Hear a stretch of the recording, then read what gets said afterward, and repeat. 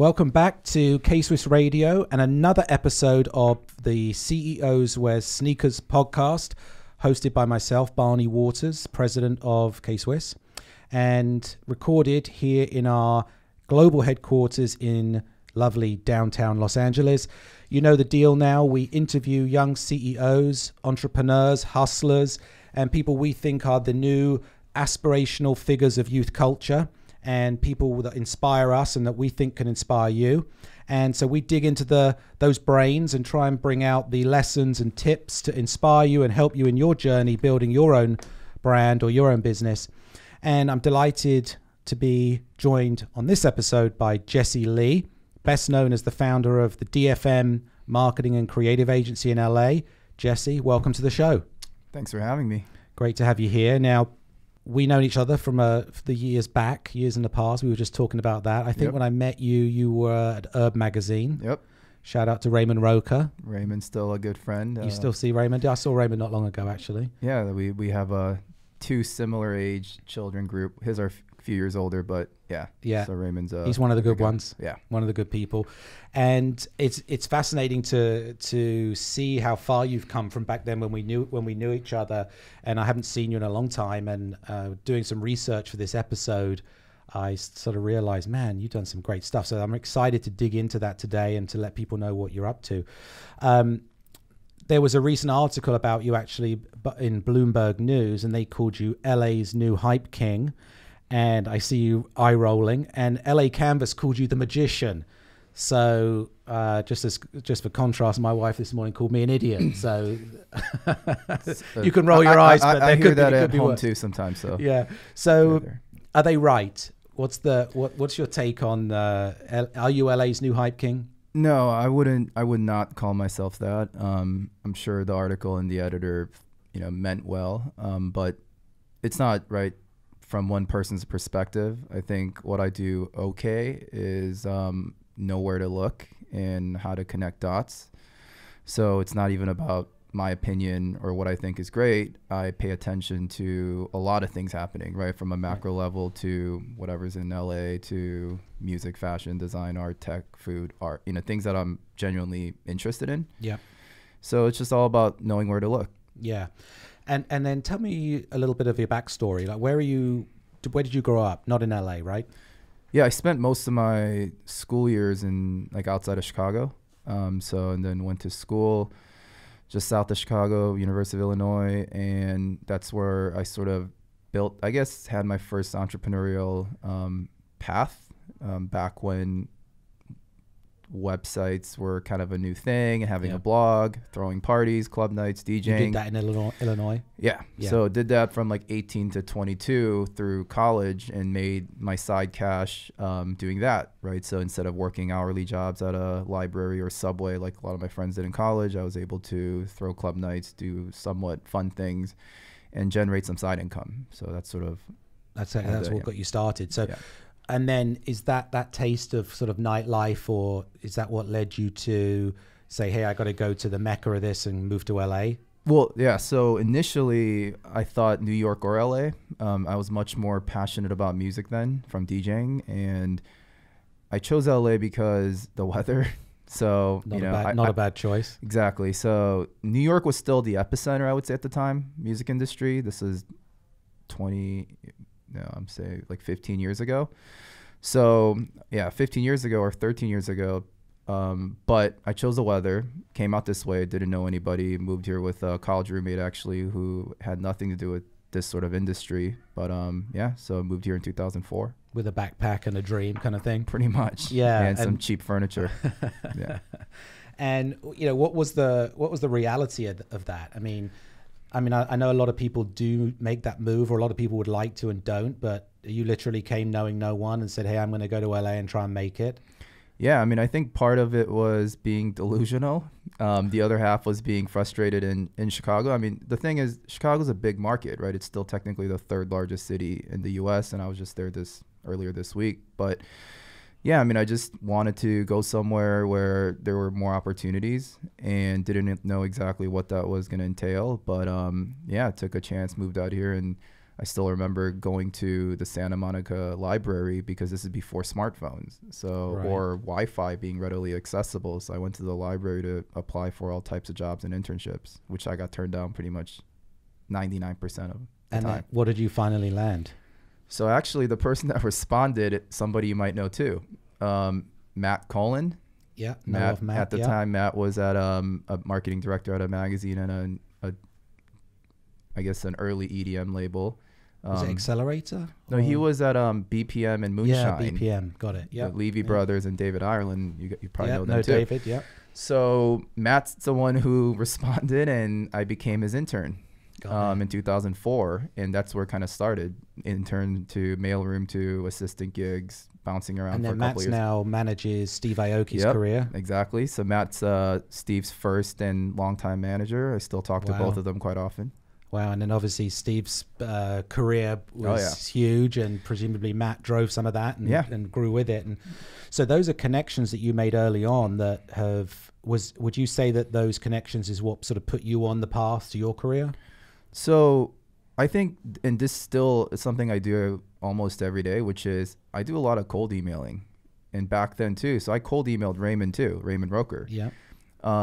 Because I had been a fan of our magazine when I was a kid in high school and college. So for me, I'm like, okay, cool. Like I have this sort of assistant or mailroom job. How can I, find an opportunity? And at the time, Matt couldn't, it's not his fault. They didn't have any positions open for something better, so to speak.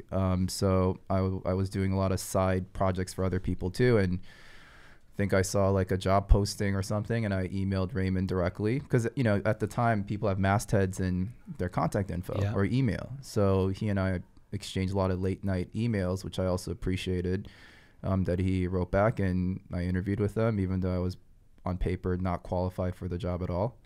And I think I did a good enough job that they offered me a position. Yeah, and the modern masthead now is LinkedIn. I mean, I say this a lot, there's no excuses for not being able to get someone anymore. You go on LinkedIn and you can find out exactly who's every role in every company, more or less. And so you just got to write chat. So the cold email technique is, and you said you're still using that, like who are you reaching out to these days? I'll give a couple of random examples. I'll give you two that seem kind of out of scope or crazy. One still hasn't responded to me, which is Masa Son for the Vision Fund and SoftBank. But the guy who responded to me, whose book I read sort of partially, is Ray Dalio, Bridgewater, right? So I kind of adhere to some of his principles. Yeah. And for my own business. That the name of the book, Principles? Yeah, exactly. Yeah. And then the whole like radical transparency, and because I've always been the one that raised my hand even at Herb magazine to challenge whatever's happening, and everybody else thought I was kind of crazy, like you should just keep quiet. So even with my staff, I encourage, whether it's my assistant to VPs, they need to challenge my direction or ideas and come up with great answers and solutions, and we can all talk about it, right? So that's what I appreciate about Ray Dalio's comments. The principle of radical transparency or radical candor is a book I read recently. Radical candor is, as long as it comes from a place of love or appreciation, as long as I respect you, then or expertise even. I should be able to give you honest feedback. If I give you feedback without respecting you, I'm just being an arse. Yeah, exactly. If I respect you and don't give you honest feedback, that's not helping you at all. So it's very fresh in my mind. So you were that guy in the companies. It's not always appreciated. No, well, so not even in the social settings, right? I would literally go up to any quote unquote celebrities or people others thought were sort of untouchable, and I treated them just as I would myself or friends. So I did it respectfully. So whether in a business setting or clients or talent, to me, everybody's equal. They're not, and I'm not any better or worse. But if you bring something to the table, so that's something that I always tell people, especially young, now Gen Z, right? So you can always ask for favors if you have something else to offer yourself, right? It has to be reciprocal. Yeah. You don't want to just be a taker. If you can value give, exchange. Yeah. Yep. So when you did the cold outreach, whether it was walking up to somebody in public or through email, what was your hit rate? I mean, were people are open if you have a value exchange?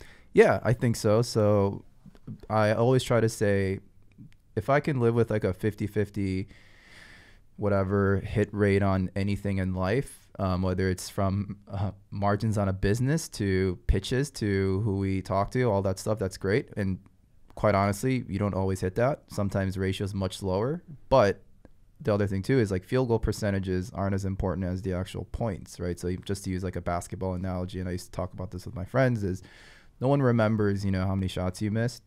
They just, you know, they care more about the ones you made and, you know, when you made them and how important those points were, like at the end of the game, whatever, right? So just being unafraid to take those shots, I think, and it comes with practice. Yeah. And you have to accept failure, accept rejection, be able to like roll that off your shoulders and wake up the next morning and do it again. Yeah, and that's interesting because, like I said, when I met you, I don't know, maybe it's just going back 10 years to now, you've come a long way, and it's almost like I missed this middle section. I'm just seeing you now with a portfolio of businesses and a resume. It's almost like interesting, like what happened in the middle, and that's presumably when you're taking these shots and missing a bunch. And I was taking those shots probably before you even met me, right? Yeah. So one thing I learned is, I think in my 20s, especially, or maybe even until my late 20s, so before I started my own business, you take things a little bit more personally, or you're not sure, right, what your path is going to be. But sometimes I almost miss that too, because then I would just try everywhere and with everyone, right? And then as you get older and have some like moderate success, then you get more confident, right? And then, or it could be just a perception, whatever it is. So I've learned not to take things for highs and lows too personal, right? It's not because I'm so great and it's not because I'm so bad. It's if you have the moral compass and the North Star and you know what you're about and what your passions are, then I think you can live with that. And then that's why I don't feel bad cold emailing a Ray Dalio, because I know that I'm bringing something to the table. He might not see it now, but 5 years from now he might. And right? What were you asking of him? Actually, with him, it was just like 30 minutes just to pick his brain, because I had, you know, listened to a couple of the podcasts, started reading the book. And he has a very interesting email setup. So if you contact him, there's an automated response that comes to make sure you're not a robot or whatever. Mm-hmm. So you have to go through this other process, and then he gets the email. And he wrote me back within a day or two, and he politely just said, "I'm too busy right now." So but he wrote back. You never got the 30 minutes? No, I never got the 30 minutes. But the fact that he like took the time to write back, and that's something that I've always done myself, whether it's someone inquiring about an internship or, you know, random sales pitch to me even, I always try to respond and give people time of the day. Yeah. I mean, I'm finding that to be a bit of a common theme amongst successful entrepreneurs, is that they are the ones who are responding and being transparent and accessible. You mentioned Ray Dalio, the author, and his book, Principles. Are you somebody who continues to study? Yeah. So is that part of your sort of day-to-day? Exactly. I mean, when I was younger, especially in college, I cared mostly about music, some fashion, and partying, made money from that. So I think a lot of my early interests were music magazines and then early blogs, all that stuff. But then once I started my own business, you know, at 27 or whatever, I had to learn the business side. So I just did a quick study on a lot of biographies, even how Goldman Sachs got started, to some financiers that most people may not have heard of. I was just curious about learning, because prior to then I was reading more, you know, David Geffen or books like that. Lou Wasserman, even the old Hollywood. But so for me, it's always about learning new things. And now, you know, it may be more about wellness and try to have more of a balanced life. Because until recently, I probably cared mostly about just growing the business, working 24/7, sacrificing family and friends and things like that, which still is sort of the case. But I recognize that, you know, now that I have two very young children too, I need to be more present and mindful. Of course, yeah. And has having kids changed a lot for you in terms of how you approach the job? So I've told people this too. It's actually made me more productive and more, I guess, although I'm still working on this, have more empathy.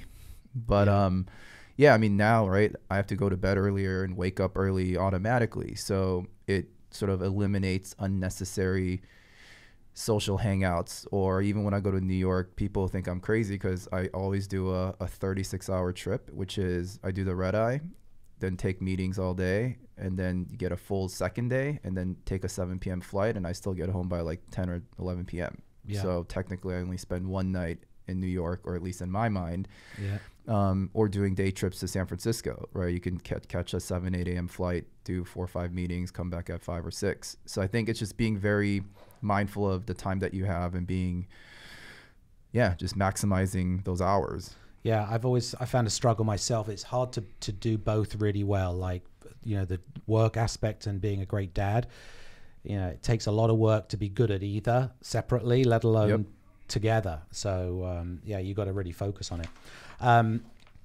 So let's dig into the business a little bit, because there's 3 main kind of pillars of your businesses. Probably the one that's I know most about is DFM, because you were actually doing that back a long time ago. Maybe it was just in its initial stages, but it's become one of the one of the best creative and marketing agencies with some pretty big name clients. I know Victoria's Secret and Calvin Klein have been clients of yours. So tell me a little bit about what DFM does. Yeah. So we try to preach is a strong word, but at least message to our clients that if you want to market your brand, product, or launch campaigns to millennials and Gen Z, you have to have authenticity, right? And I think beyond that, authenticity is something that's mattered in all facets of marketing. So for us, then our strategy becomes sort of like content plus experience equals commerce. Because at the end of the day, all of our clients need to generate sales. And to achieve that in our mind, it's all about having that, again, original content or interesting content that can go viral or be shared on social, so it becomes earned media, or creating memorable experiences, whether it's a retail event, a party at Coachella, or an activation at Art Basel that then people talk about or share on their social channels, and that also becomes an earned media, right? So ultimately what we try to tell our clients is, let's take that approach first. And by the way, having said all that, we've done some paid and slightly more traditional PR comp stuff, and we have clients that need that or have that need. So we try to adhere to first and foremost what the clients want and need, but if as much as possible, we try to steer them towards the authentic approach of creating content or experiences. Yeah, and how is this built up? Did you start with small clients and sort of the more case studies you had, you got bigger fish, or did you land a big one early on? How did this? Yeah, no, so our agency trajectory or the past is pretty unique or different than most agencies, because we started with these, what I called showcase events. We were doing South by Southwest showcases off of our blog at the time, and talking about and promoting bands, DJs, and rappers that we thought were the next big thing. So discovery, which is something we use a lot internally, has always been our primary ethos. So we had brands started sponsoring these events, after parties at Coachella or dinners at Art Basel. So the first couple of years, we weren't really a traditional agency. We were creating these branded events, and sponsors would come in. And then a couple of years into it, they started asking us, hey, we like working with you guys. You guys have a unique POV. Why not help us launch a product or produce an event? Yeah, exactly. So. Trojan horse style, come in and do one thing and then expand it. I like what you said about, content plus experience equals commerce. And I think that's really true. And in fact, I got this, I think it's widely known that experiential stuff now in marketing is becoming a bigger thing. And I think it's probably because everything's so much about social and all these little nuggets of content that are flying past at 1,000,000 miles an hour every day, and you're kind of inundated with all these little pieces, that the balance to that is to have a much more in-depth, brands almost need to connect more deeply to counteract all this shotgun approach. Yeah. So as social has risen, has that actually grown the need for experiential? Have you felt that? Yeah, and I think they go hand in hand, right? I still jokingly say you can't take selfies at home, right? You can, but the value of it is that you want to be in front of an Instagrammable moment or a party that your friends can't get to or aren't at, right? So that's on the extreme side of it, but I think ultimately all of us have taken photos of our lunch or dinner, or our kids on vacation, and those are all experiences. So they don't all have to be fancy parties or whatever, But I think from a brand side, if you can create that experience at retail level or events or through content, right, then I think consumers are smart enough to know. And that's the other thing. I think a lot of people look at social media and go, well, influencers suck, or that's not like blah, blah, blah. But, you know, that type of mindset's always been around through celebrity and TV network and media in general. So it's not even about that as much as I think now consumers have direct access to a lot of things. That means that they're going to have more options. And that also means that they can study things and find facts about things. Hopefully not fake news. You know, they have the ability to, right? And it's on them to distinguish that. So for a brand, I think you want to be as authentic as possible, have all your ducks in a row. And then I think your consumers can become your brand ambassadors and hopefully a long-term customer. So have you sort of helped steer brands towards things that are more authentic, like, hey, I want to do this, and you're like, I don't think that's a good fit for you. How about going down this path? So the challenge there is some of the bigger clients, right, are going to have sort of longer lead time in how they even determine their strategy, right? So we like working with a lot of startups alongside bigger brands because we get to exercise our strategic thinking differently. So if you're a larger, publicly traded company, we understand that you have shareholder values to upkeep and short-term needs. So then we're going to be more on the execution side, right? Whether that's creating content, producing events, all that stuff. And whereas with a startup and a VC-backed one, so they at least have decent budgets, then we get to help them with the positioning, the strategy, the planning of their product and the brand launch. And those things tend to be, at least for me, more interesting because then we get to be candid in our thoughts. You're helping steer them more. Yeah. And you have a good balance right now of those type of clients? Yeah. And that's, I think we've always been mindful. In the beginning, it was more musicians and record labels and brands. Now it's sort of brands and I don't want to say like tech startups, but startups with either VC funding or similar situation or business model where they don't need to worry about like sort of short-term revenue, but more growth and strategic planning.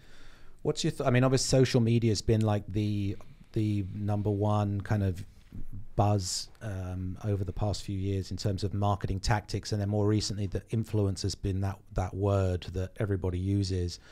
What is your perspective on influencers as a role? What is the role of influencers now in the marketing mix for you?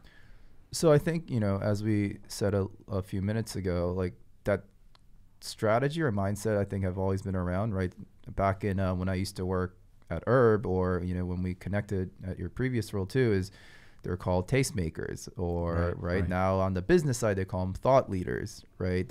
And way before that there were celebrities, right? So I think that ideas always existed. It's just that now it's a little bit harder to, I guess, be effective in a sense because there are thousands or millions now with that title. Whereas at least before, 20 years ago, when I was in high school or something, it might have been more celebrity driven than 10 years ago when I was really in the music side of things and blog world. It was about like that new media and digital media and the pitchforks of the world, or, Hypebeast obviously still very relevant, and then now it's sort of become more these individual influencers that dictate what the brands do and how the consumers feel about it. So I think the alternative to that is, and actually not to do a personal plug, but so we started working on Basic Space 4.5 years ago. That's a good segue because I wanted to talk about Basic Space. That's one of your other businesses.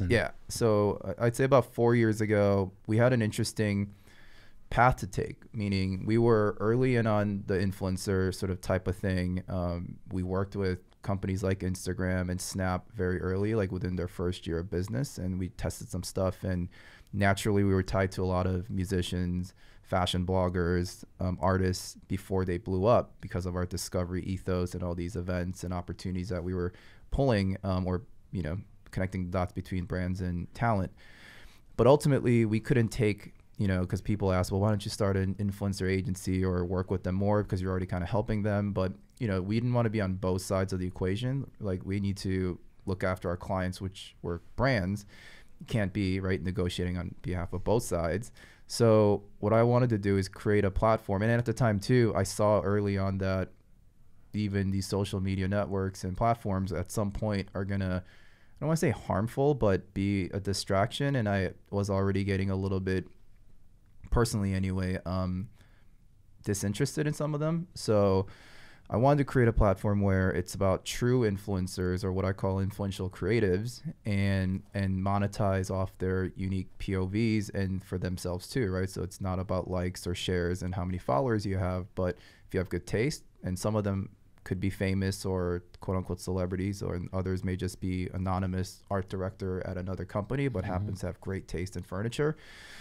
So we started working on that about 4.5 years ago, and then we soft launched, so to speak, about 10 months ago. And the whole premise is these are friends of ours within creative communities, and some of them have their own brands, some of them, you know, work at other places, some are well-known musicians, some are well-known entrepreneurs, but ultimately people that have good taste and unique perspectives and point of view on things. And then that way, from their side as sellers, they get to promote their own pre-owned or sell their own pre-owned stuff, or promote products that they like. And then from the consumer side, they actually can see authentic approach. So give us an example of someone who might be on there. And so you have an influencer who is using your platform to curate almost like a consignment store of, is it their own product? So yeah, there's two sides to the business right now. Phase one, or the more prominent portion right now, is the pre-owned space. So someone like a Sophia Amoroso, right? She has you got probably a lot of stuff in the closet. Exactly. Yep. So right, most of her items, if not all, are going to be her vintage luxury items, some other difficult to find or special things that she wants to sell. So that's a perfect example. And then we have, you know, other sort of entrepreneurs and influencer types that have their own brands as well. So another person that has more of a combination of products would be Pia Robio, who has her own line called LPA. So she may sell some of her pre-owned stuff, but then also sell her own brands as well. And then we're talking to a few of our other sellers about doing collaborations and products. Because again, it goes back to it's not about scarcity for us as much as being special. So what we tell our sellers is, don't give us, you know, some $20 shirt, not because it's $20, because they can give us a $20 magazine or a book if it's something that's unique to them and could potentially be important to the buyer, right? So the way we sort of curate the stores too is that most items tend to be, you know, $50 or higher, $50 or higher. And that's somewhat strategic in a sense that, you know, not to get too deep into the macro level of commerce side, but Amazon essentially dominates the $0 to $50 purchase points, right? So for convenience, and where we want to sit with Basic Space is the high fidelity side, where something special, whether it's fashion or art or gifting or whatever. And are you curating who has stores on there? That's our role, is sort of curating the curators. Right. So all the sellers are through invite only. So either we personally invite them, or they're referred to us by an existing seller. And how many sellers have stores on there right now? So right now we have about 70. I mean, look, if you want to go and see what Sophia Amorosa's put on there from her personal collection of stuff, then I would imagine that's a pretty desirable thing to go look at. Yeah. And even, I'm not sure if you're familiar with Henrik Pirien, a photographer. No. So, and that's who I published Mirage Magazine with. So Pirien, it has a very specific aesthetic that a lot of people appreciate. And he's not one to necessarily sell stuff on other platforms, right? But he has his vintage cameras, even a vintage Rolls Royce for $25,000 if you're interested. Really? Wow. That's on Basic Space? Yeah, coffee table book. So like he has a, you know, beautiful home, and people generally love his aesthetic. So Henrik's selling a very like unique pieces, and we're talking about doing some other collabs around that too. So it's like, for us, it's all about, and he has a, you know, I'm going off the top of my head, but at least 200,000-300,000 followers. So he has a decent following. It's just that it's a very specific style, right? And so it's, for us, it's exciting to be able to showcase creatives like that, where they may not be as famous as a certain celebrity, but then those celebrities actually love his photography and they want to be shot by him.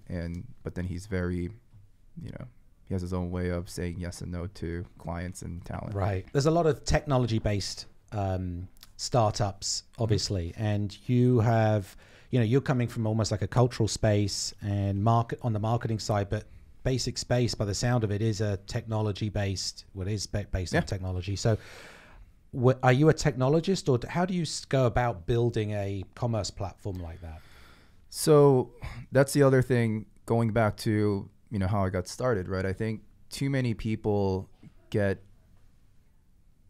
discouraged by, what they don't know, or actually sometimes what they do know, right? 100%. Yeah. And so I told my parents actually, in my, whatever, I was 26, 27 to kind of go off and do my own thing. And they're like, oh, why don't you continue to like try to move up the corporate ladder and have a good gig? And then when you're ready, like you can then do it when you have more experience. But the flip side is, the more experience and successful you get within a vertical, it's going to be harder to leave, right? Like, why would I turn down a great job? And then if I have kids or a house or whatever, then it's going to be even harder. At least right now, if I try it, there's, and if it doesn't work out, like I can always get a job. That's how I looked at it. So even for building Basic Space 4 years ago, most people, if not everybody around me and those that care about me, my family and friends, thought that I was crazy because I had a moderately successful business, and why not focus on DFM? Like, why are you spreading yourself too thin by working on this app, spending your time and money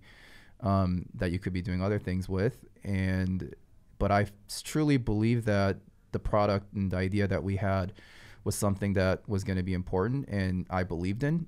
It took a couple of years to find our lead developer, who we've had for the last 2 years now, who's amazing.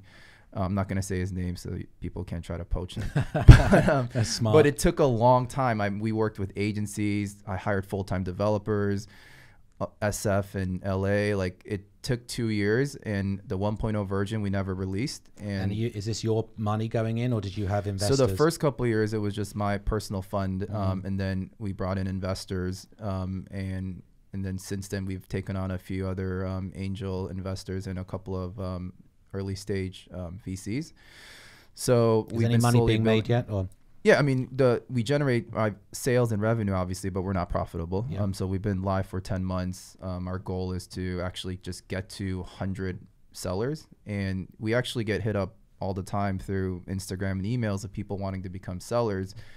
And we, politely decline. It's not because we're too good or anything. Like, we want to make sure the seller experience is airtight and perfect. We'll never be perfect, but as close to excellent as possible. So we work with our friends and within our network so that we can test a lot of things and make sure everything's good. And then also we can guarantee quality and authenticity of the products, right? So people like Purian or Sophia or Emily Oberg or whoever, they're not going to give us less than stellar products because they have their own reputation to keep too. Yeah, their store is a reflection of them. And so I'm sure they're putting their best stuff and curating their stores, and there's probably a little bit of competition in there as well of who's selling what. And they all ask who the number one seller is. We haven't told anyone yet, and maybe at one point could be part of the platform. Yeah, interesting. So I cut you off from talking about the back end and the technology part, but I think you're absolutely right that people get put off by what they don't know. And for me, I feel like there's probably a large cost of entry to building an app. So, but you just said, hey, this is something I really believe in, and I'm going for it. Yeah, and just to actually answer your question first too, I just look at myself. I don't even call myself an entrepreneur, or the term that I actually also don't like is a serial entrepreneur. I think there's some negative connotations, at least I interpret it, because I don't get into businesses for the opportunity. I know some do, and that's fine, but I follow sort of both passion and where I see things are going from a personal standpoint more so than what other people are saying. So even with the quote unquote tech space, and I'm up in Bay Area once or twice a month, and I love going up there primarily actually for the energy, just as much as I love going to New York for the energy that New York provides. And in the quote unquote Silicon Valley or the tech space, they live and operate kind of the way I appreciate, which is going back to the radical transparency, right? In some of these meetings, and I won't say the client because I don't want to or throw them under the bus, but they really challenge the boundaries, and some maybe even considered legal boundaries or rules or traditional corporate way of thinking and doing things. And that's why I got really interested in that space the past few years and studying up on all that. And, you know, all my podcasts nowadays tend to be tech, you know, industry related, not because of the sort of the good side or, you know, the perception of these companies and how big and influential they are, more so on the backside or behind the scenes side of like either how smart and hard they work and how much they care about solving certain problems. And it has nothing to do with money, or it has very little to do with success, but it's sort of like they see an issue and they want to fix it or make a difference.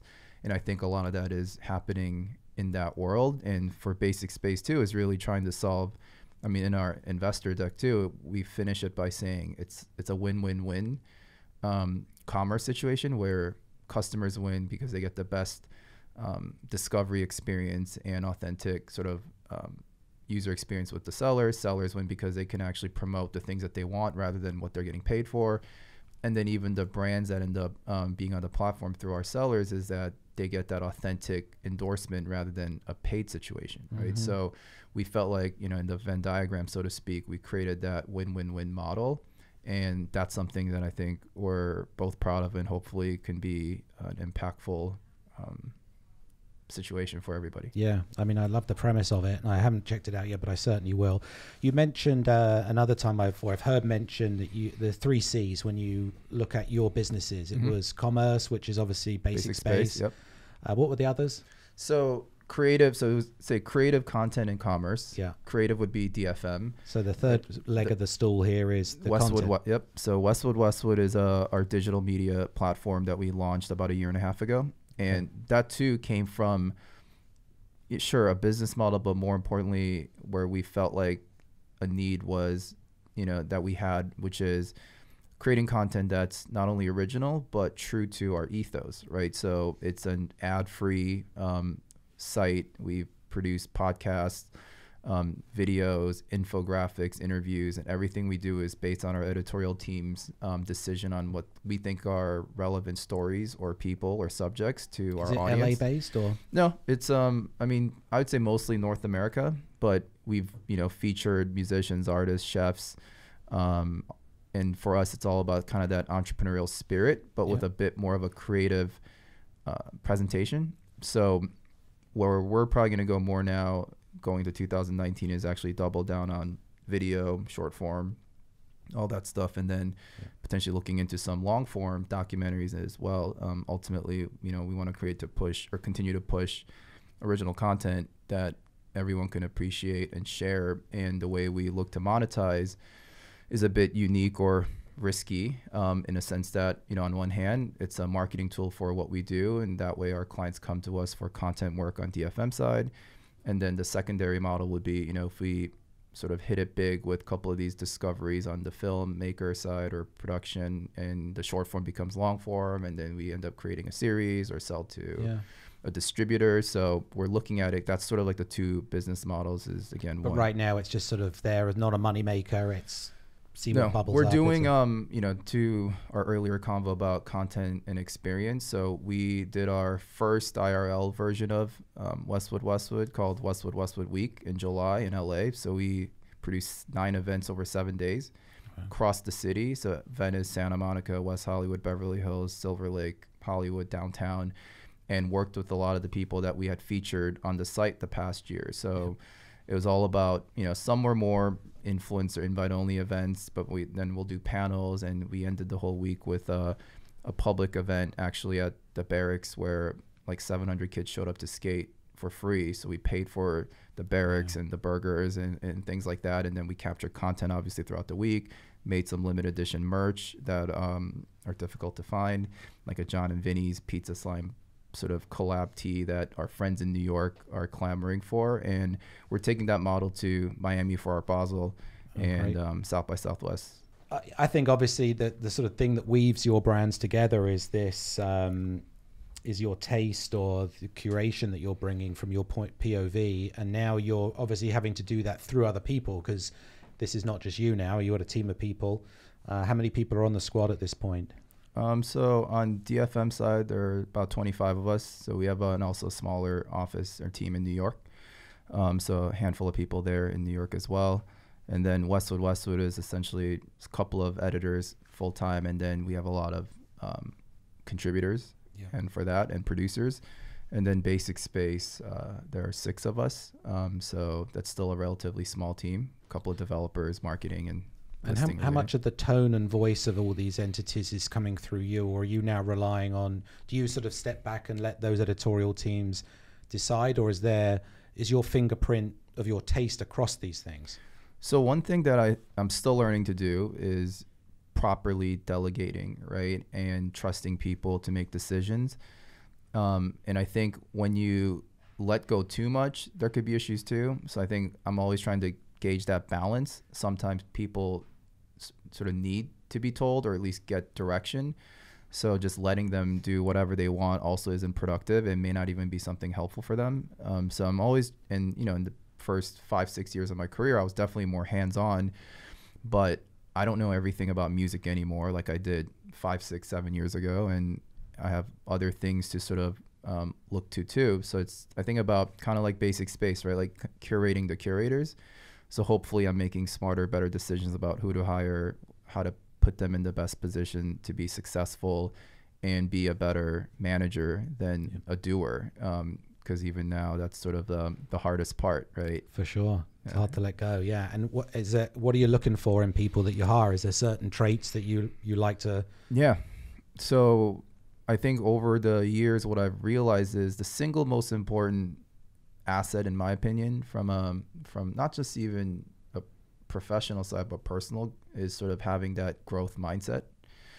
Knowing that you can always learn more and improve yourself, whether it's physically, mentally, emotionally, personal relationships to professional, right? So I think one thing that I always had in mind, even as I was younger, and I credit my parents for that, is you shouldn't assume anything, right? And also know that you can always do better and know more, and there's never time where you shouldn't be learning, right? So for me, the curiosity and wanting to improve day in and day out, I think, has always been helpful. So even when I hire key staff members or teammates, I look for that trait, like regardless of what industry experience they had. Like, do they have the growth mindset? Are they open to suggestions and change? Are they okay with I end my interviews with potential candidates by telling them that there's the pros and cons of working with us are essentially the same, which is, we'll have some structure, but it'll be loose.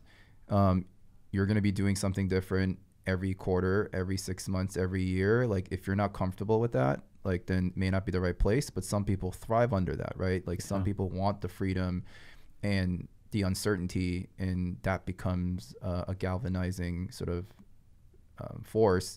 Others may be challenged by that or be scared. So I try to be as upfront as possible and letting everybody know that that's our expectation and how we work. Yeah. Now, your parents are South Korean. Are they born here or born in South Korea? They were born in Korea, but slightly unique in that they came here as students. Okay. So I think my dad was in grad school and my mom was in undergrad when they met. Yeah. And then that kind of led to my slightly interesting upbringing too, because I was born in Orange County actually, and lived there till I was about 5. And then we actually moved to Korea, to Seoul.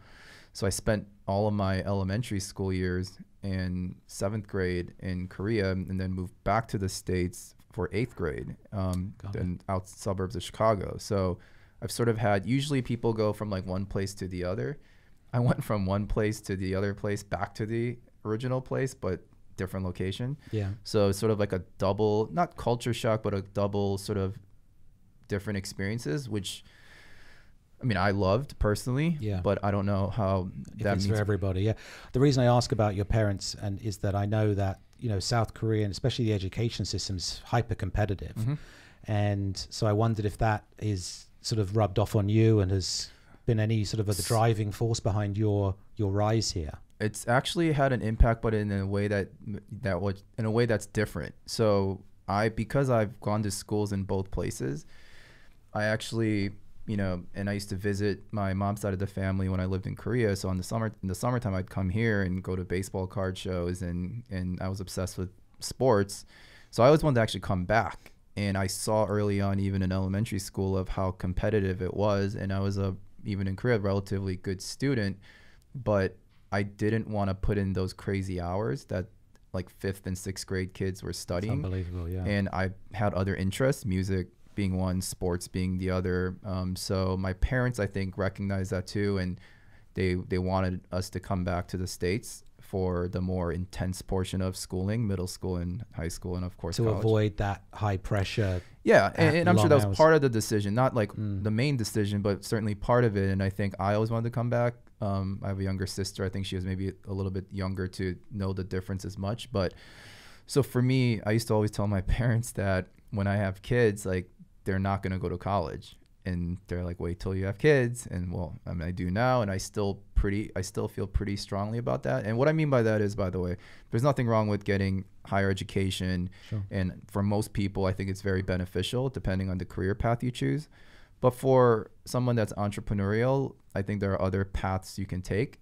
And having said all that, I don't discriminate or think one's better or worse than the other. But for my kids, hopefully that I can, teach them or share some values. And if one of them or if both of them decide that they want to pursue a business idea at 16 or 15 or whatever it is, I want to be supportive, right? I think in my mind, I always felt like spending 4 years in college and finishing to get my degree was a bit of a hindrance. But my parents will make a case that I'm sure I learned different things and social values even just being at school. So. Yeah. I mean, I felt like I got a head start on people by not attending. That because I was ready. And were you from England? Yeah, from England. Yeah. And that's like like whether it's I had some friends still do from the UK, and it's like you can start working at essentially like 16, right? Exactly, so you can do stuff and start. And back then it wasn't really held against you. It's probably different now, but. For me, I felt like, hey, I'm ready to go. Yeah. What am I going to... I think it's good if you don't know yet what you want to do. Exactly. And it gives you some time to study and learn and look at different options. But if you're ready to go, then go, or you're going to be and you can be 3 years ahead of everybody Nowadays, else. you just need a laptop. That's or even right. a phone, actually, not That's even a right. laptop. So yeah. And then when the kids grow up, your kids, if they do want to start a business, presumably dad will be the angel investor. So actually... I was taught from my parents, right? And I think it's become valuable for me too is, and again, it's not black and white. Many successful entrepreneurs have had parental or family investment or support early on.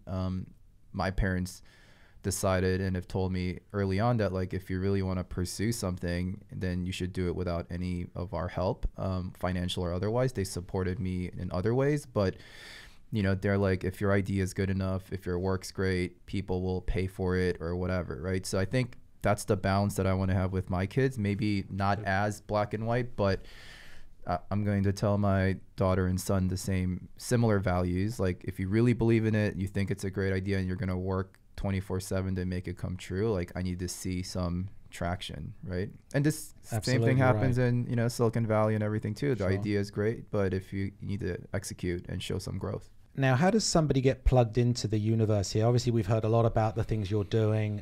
I'm thinking, man, I want to see where this is going, and how do I get plugged into some of the event options you have?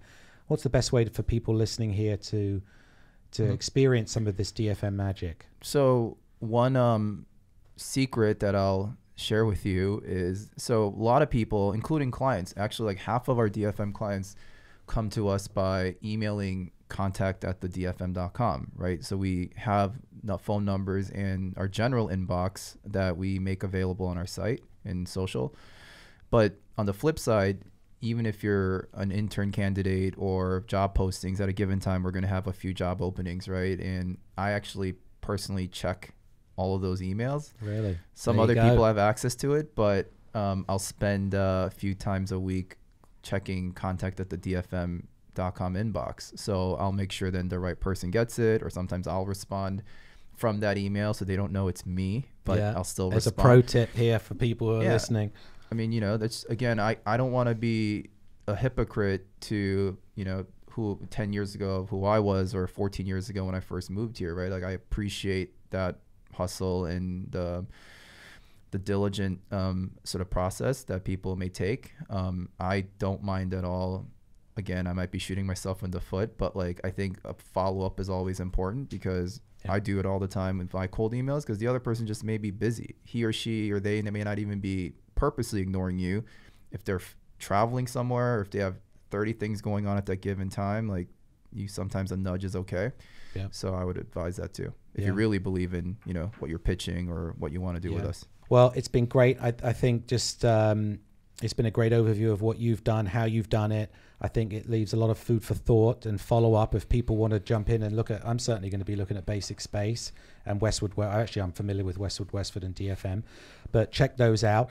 Now, as somebody who knows about what's going on, maybe you could leave us with a hidden gem or something upcoming that we should know about, like what's going on that we might be missing right now. Is it related to the businesses or in general? Yeah, it could be, or in general. I mean, I think one thing, as I was walking here from our office, I was finishing a podcast, Recode Decode by Kara Swisher, and she was interviewing our mayor, Eric Garcetti, whom, I've supported early on and have hosted a couple of fundraisers, and, I try to stay connected here and there, and he's a busy man, but will always respond and give some time of the day. And he hasn't decided officially if he's running for 2020, and I think that's what Kara was trying to get out of him too. But if he were to run, it's somebody that I think I would definitely support, in the fact that he says something about doing is better than talking and all that stuff, right? And I think a lot of politicians tend to speak and talk to win the races, but not necessarily execute. And not to say that there aren't issues in LA still, but just having witnessed pretty closely and as a citizen over the past several years, I think Eric's got a good case. And even if he doesn't run, then I'm sure there'll be other viable candidates. But just voting and being more active. I was a political science major technically in college. Oh, is that right? Interesting. Yeah. Didn't really use it, but it sounds like there might be opportunities going forward. That's what I'm picking up here. I think for me, I like supporting causes and people that I believe in, that feel genuine to me, right? So if someone like Mayor Garcetti is authentic and to me he conveys the right message, then I want to be as supportive as possible. Jesse, thank you so much. This has been great. It's been an education. Jesse Lee for DFM. Also check out Westwood Westwood and Basic Space. And this has been, once again, an episode of CEOs Wear Sneakers. Hopefully you've got some new things to think about, some lessons learned from Jesse. We appreciate you coming. And thanks for listening. We'll catch you on the next one. Thanks for having me.